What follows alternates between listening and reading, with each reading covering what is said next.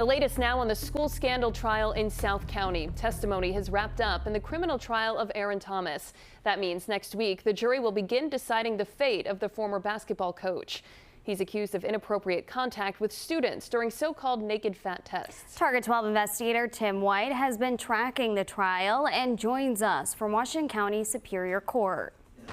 And I'm joined by Target 12 investigator Eli Sherman. Eli, testimony has wrapped up in this case, which means closing statements will be on Monday. Yeah, it's been quite a trial, Tim.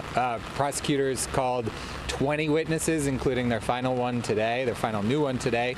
Defense called 5 of them. And, you know, now the jury, after closing arguments, is just going to have a mountain of evidence to go through. So deliberations could potentially go on for quite a few days. I think they have something like 200 exhibits that were entered, as they call, in full during the trial. And the trial went on for more than 30 days. There was a 2-week break in between because the judge was dealing with a family emergency.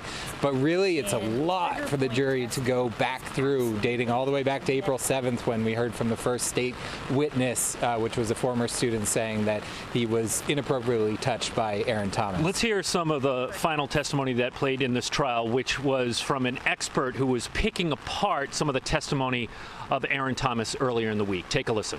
There is no Indian skinfold measurement. There's no butterfly skinfold measurement. There's no crisscross applesauce Indian measurement. There's just, that site is not a site. And finally, Eli, a small victory for the defense today. Yeah, a narrow victory, and it's a little complicated, but essentially the defense argued that what the jury should be able to consider on the second-degree sexual assault charge should be narrowed. Yeah. So basically the jury has a more limited scope in which they can look at the evidence and apply it to the state law. The judge didn't dismiss the charge, but just narrowed what the jury can consider. Exactly. Okay.